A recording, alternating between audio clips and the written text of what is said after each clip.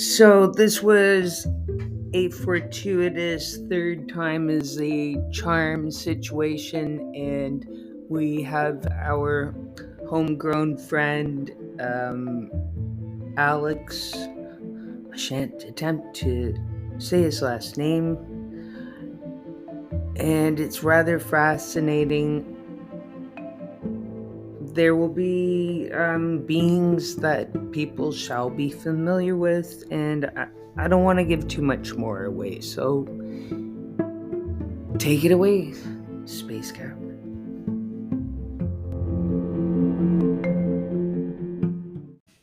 Yeah, thanks for having me. This is great. Shall we begin in Romania with the dead Yeah, cow? let's do that Do it.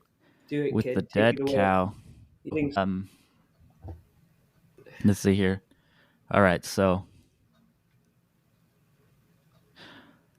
a couple of years ago, um, I went back to Romania to see my grandparents.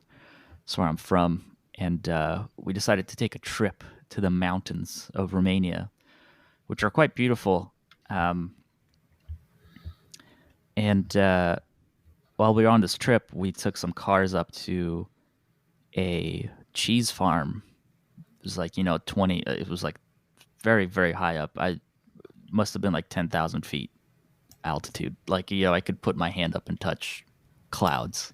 oh It truthfully was a very long ride.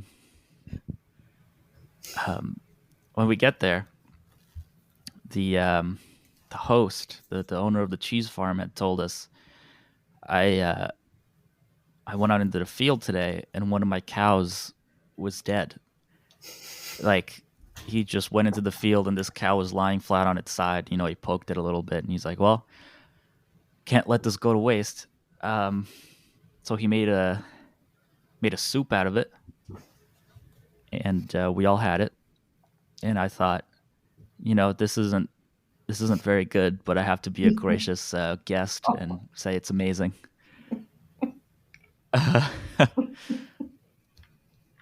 Anyway, we're going down the mountain, and I'm starting to feel so unwell. I'm like fading in and out of conscience. I'm like falling asleep in the backseat of the car. Um, it was such a strange experience. Um, and we get back to the hotel room, and I'm feeling a little better. We're down to maybe not ground level, but a couple 1,000 feet up, still on the mountain. And I start feeling a little sick. I go to the bathroom. I'm like, okay, I'm just gonna take care of this. It's fine. That soup was a little off, but what can you do? So I start feeling incredibly, incredibly sick. Um, to the point where my family starts getting worried about me. Um, about 2 hours into me being super sick, they call an ambulance, and I get taken to the little hospital they have there in the mountainous region. It's a very small hospital. Um, the ambulance ride was very exciting. Uh, although like at this moment, I think that was the closest I ever felt to death. Uh, and how so? all I could, oh, like I just had this impending feeling that I wasn't going to get out of this, and this was it. Um, and we get there. The doctor is on call, so she's just sleeping on the couch in the lobby. Okay. Um, and she takes a look at me, puts the stethoscope on, whatever. She says, "I don't know what's wrong with you, but we think your appendix might have burst." Um, and I'm thinking, well, this could be it. Um, all of the liquids are leaving my body. You Oh know, my golly. this poor woman is standing here looking at me after waking up from a nap. Um, so anyway, she's like, "I can't treat you here. We get Wow. back in the ambulance, um, and I was very scared. Oh my All I could gosh. really hear was the beeping of the heart monitor, and I wasn't allowed to know anything or drink anything or eat anything because they thought they might have to operate. Mm. And I was spending a lot of time with my thoughts. I was thinking, if this is it, I lived a pretty good life. The healthcare system in Romania isn't necessarily top grade. Like for example, I think in 2014, the health minister gambled away the budget for the year, and when Wow. asked what happened to the money, he said, I thought I could double it." Um, It's, I mean, so I was okay. so, It's a so, I was dream. I was Yeah. very scared. Mm. Yeah. Mm. So we're driving, and I notice that the ambulance keeps stopping on the way to the hospital, and there's a little window that you can look out of, and I notice the person driving the ambulance keeps going in and out of the gas station, and I'm thinking, oh, that's fine. Like, ambulance is a big vehicle, probably needs a lot of gas, you know. Okay. Um, but I look out the window, and he's just stopping at these gas stations to smoke, which I think is Bless. so funny. I mean, okay. I guess I was um, driving the ambulance. Oh my goodness. Oh my goodness. Okay. yeah. So he sees me looking at him, and he kind of turns around, and he just keeps smoking, um, Oh, which I think is funny now. I think it's funny now. Um, okay. but we go to a different hospital. I get my I'm laying in all these rooms without a clock, just waiting, and I'm waiting to get uh, like they're trying to like scan my insides. So um, I get the machinery done on me. They're like, your appendix hasn't burst, but you know you have some sort of like bacterial thing that if Oh, we don't treat it, it might have taken you out. Like I had food poisoning so bad they thought my appendix burst, and I was very weak at this point. And at this point, they travel me to a third hospital because they couldn't take care of me in that hospital, hospital um, 3. hospital 3. And I'm sitting there with IV in my arm. I just gotta wait till this whole IV kind of passes through me, and Mm. then I would be fine. But it was interesting because it brought me down to like a very primitive, very sort of primal uh, conscience. Like I felt Mm. like at the very basics of it being a person. There was no, you know, there was no, as far as I knew that society existed and all the rules within it. It was more like it was only me that existed, and I just had to like hold on to my mortal coil and just stay Wow. alive. Um, Beautiful. so anyway, I get discharged from this third hospital, and at this point, I'd been awake for like 32 hours, and just been going from hospital to hospital. I was, so dehydrated that my hands were curling in and had pins and needles. There was just no water in me. Oh my Um, God. I was very glad that I had made it, but I was in this mental state where I was so just at a base level. It very much felt like, you know, a person in a cave, you know. And at this point, we're driving back home, and they said, they did my blood work. Everything was looking good. There's nothing strange. I should be getting better soon. They release But you. yeah.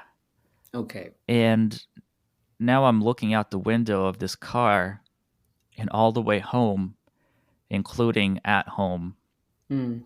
I'm seeing these shadowy figures looking at me as if they're waiting to see what would happen to me, like vultures, Wow. Okay. Uh, um, Wow. just yeah, they were sort of crouched behind bushes, or hiding behind cars or anywhere that they could sort of peek at me without me noticing.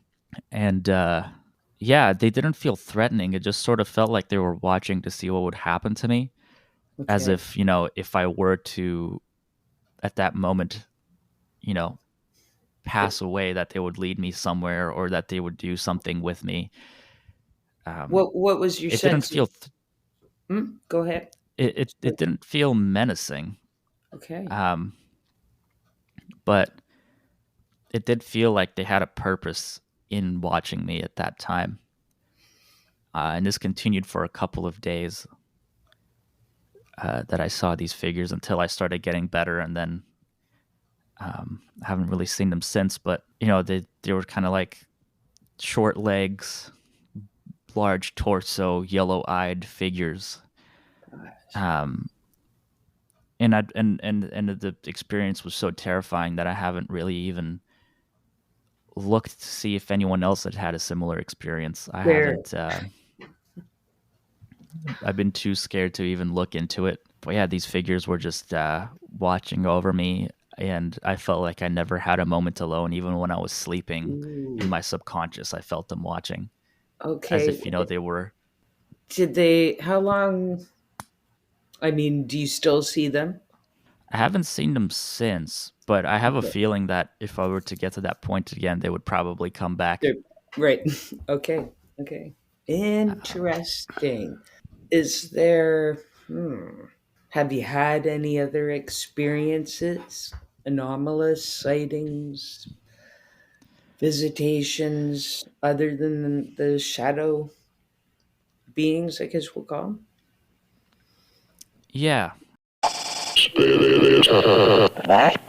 Space, space, space, space,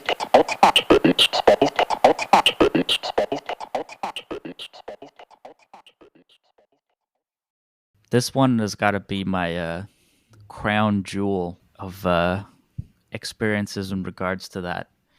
Um, Okay. I grew up sort of thinking, oh, like humans are really creative. We made all these fun things like, vampires and aliens and things like that. And, they're just works of fiction. But I had an experience where it made me realize that, maybe some of those things are based in truth. Um, when I was about 15 years old, I went to a friend's house in the summer. We were 15. We were just discovering music. We wanted to just sit and listen to some records. And, as you'd expect, 15-year-olds listening to records, we both had really strict families. So we didn't really smoke any weed or anything. We were fully sober, Straight edge. straight edge. Yeah. Um, so it was a beautiful sunny afternoon in August, like very clear sky, pleasant temperature. It was just the perfect day. I go to my friend's house. He lives on the ninth floor of this building in Scarborough, and from the ninth floor is pretty tall for a place like Scarborough, because a lot of the buildings are closer to the ground and the surroundings. Like you could see from the window in that room all the way to downtown and everything surrounding for miles. There's miles and miles. You could sort of see what is happening outside. So one day we're sitting there. He'd just gotten "You Forgotten in People" by Broken Social Scene in the mail. We put it on. We're sitting there. We're like, oh, this is so nice. The window's open. It's a beautiful summer day. It's a great album. So I think, oh, I'm just gonna look out the window because you're looking out the window on a nice day. You see some beautiful things. You see an airplane passing by, and you follow it with your eyes. As, you're listening to a nice record or something. And that's exactly what I was trying to do. I saw something, and I thought, okay, that's not really a usual looking airplane. That's not really like a stealth flyer. It's not any sort of like flying device that I've seen on TV or that I've learned about. Um, like it was flying, but there was no like line. Like when a plane flies, it leaves those little lines. There was like there was no propellers or anything on it.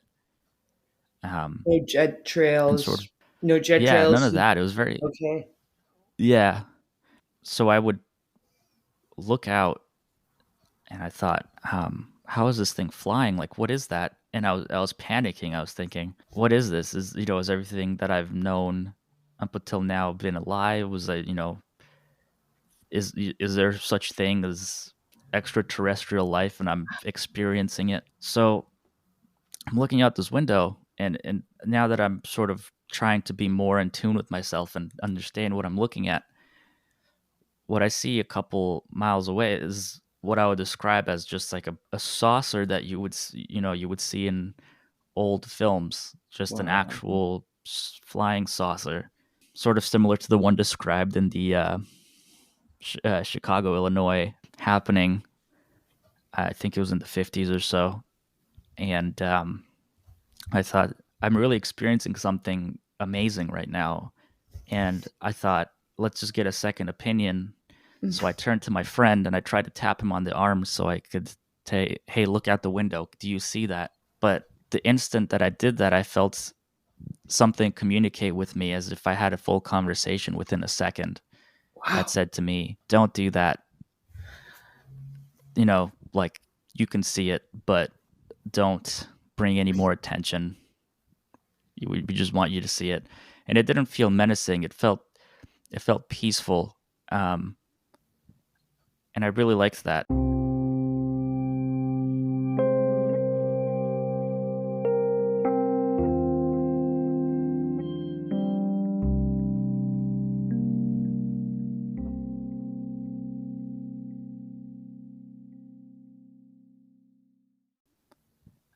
And I really liked that.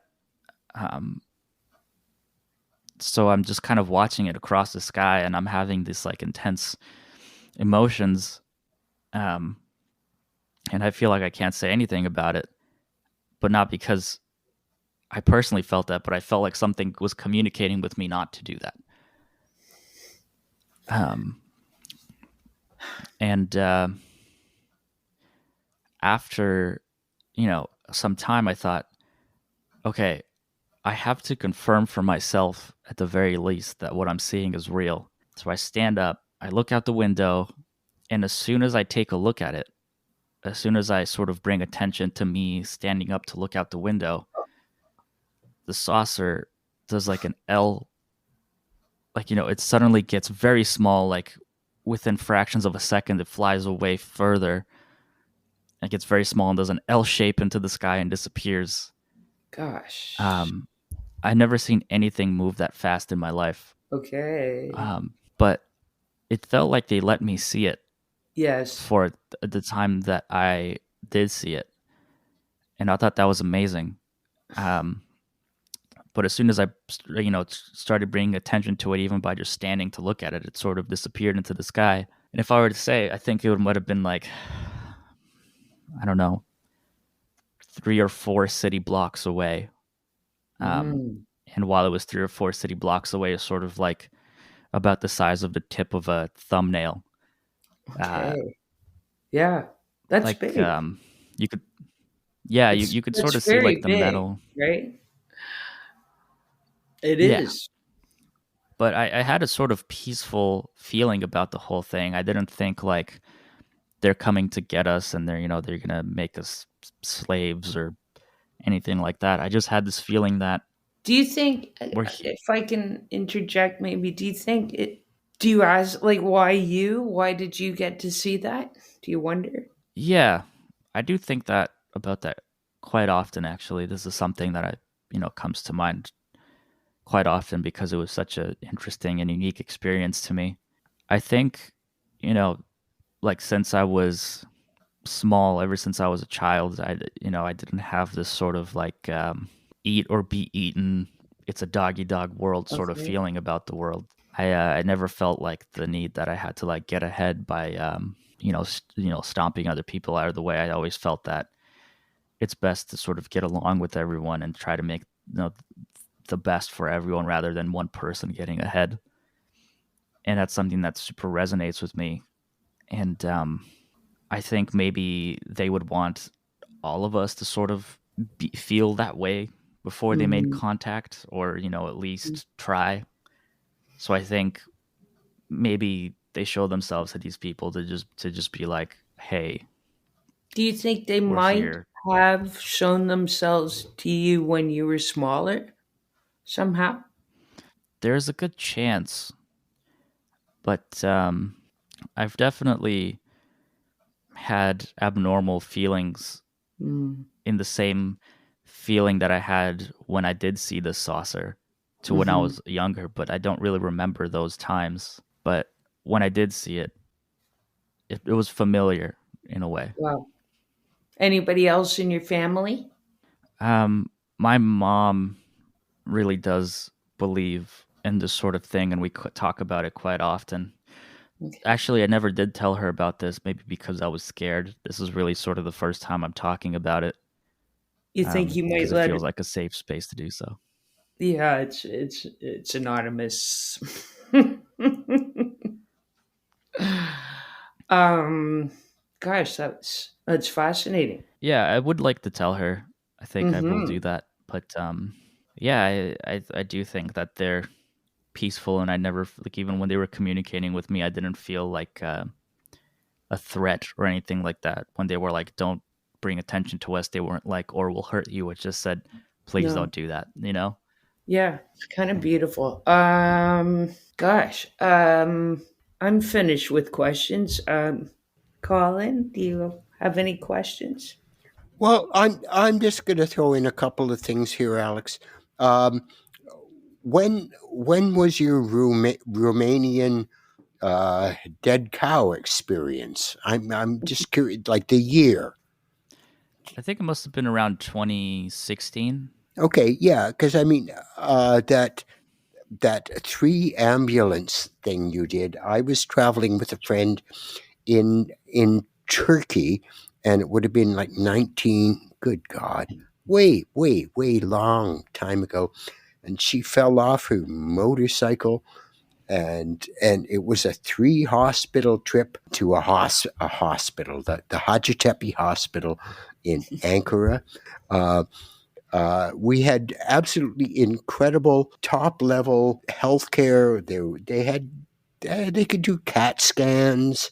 First hospital we went to, uh, when I found my friend lying out in the middle of the highway, had absolutely had no running water. The two doctors that examined her, one of them was smoking a cigarette and said, "Eh, she's going to be fine." And the other guy said, "No, there's blood coming out of her ears. She's going to be dead within 2 hours." Um, so the whole Good medical to have a thing was second very, opinion. very strange.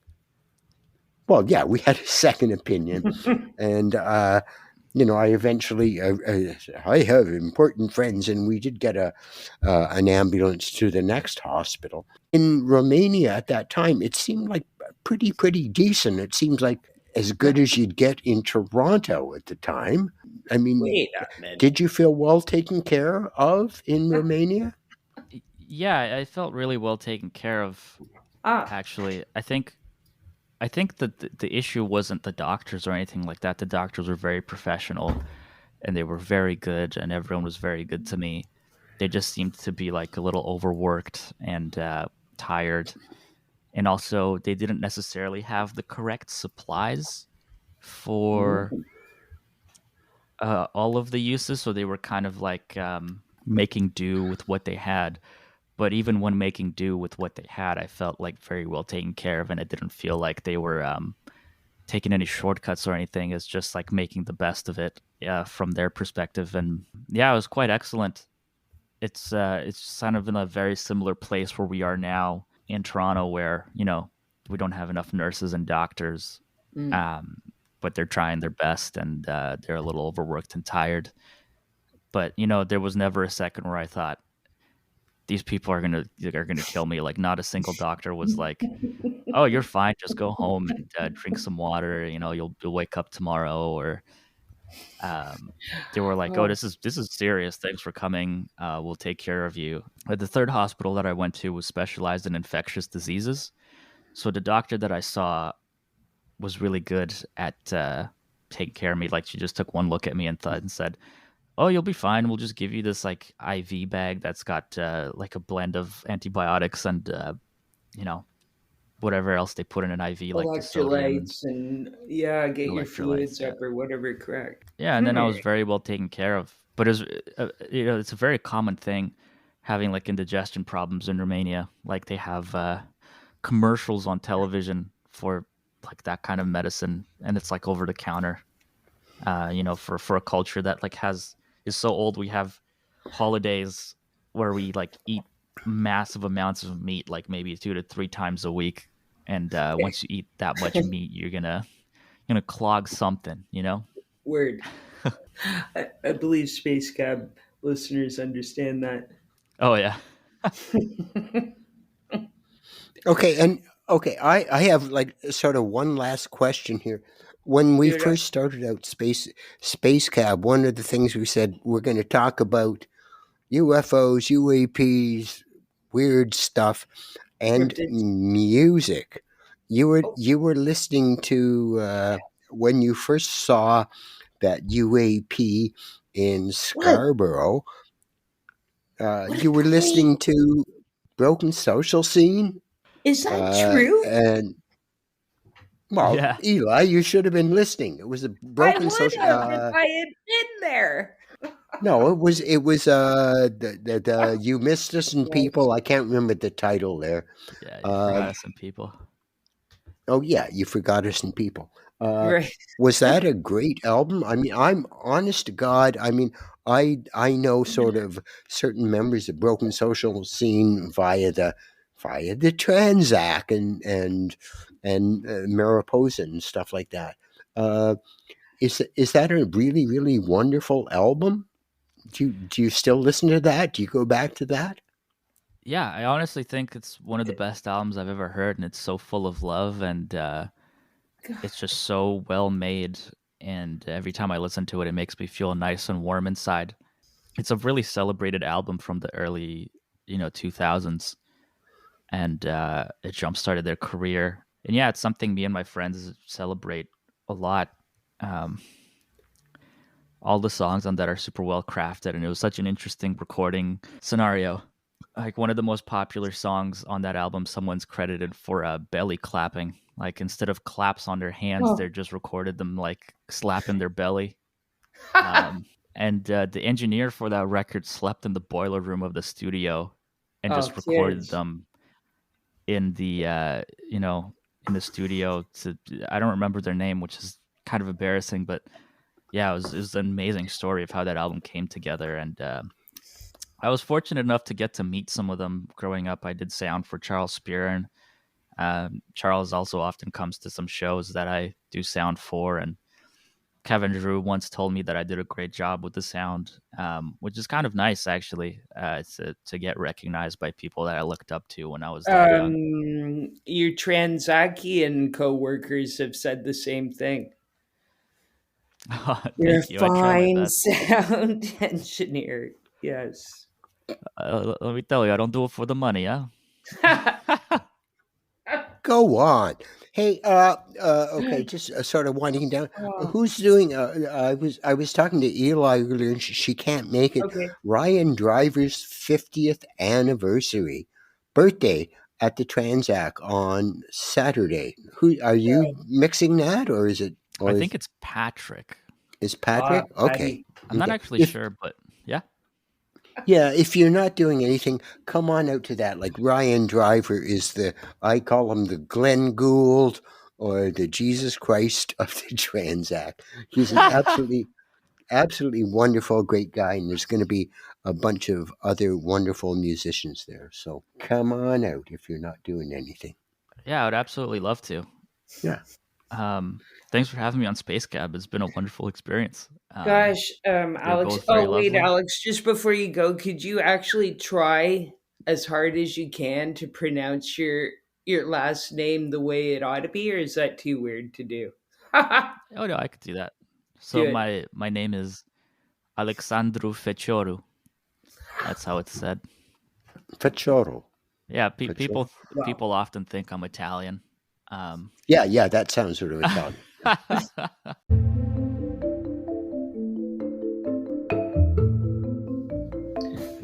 So that was exciting and stunning. And I wish, obviously wish I had seen it that day, but I wasn't there. Okay. So if you've seen something and you would like to be interviewed next, please write to us at spacecabs13@gmail.com. See you next Monday.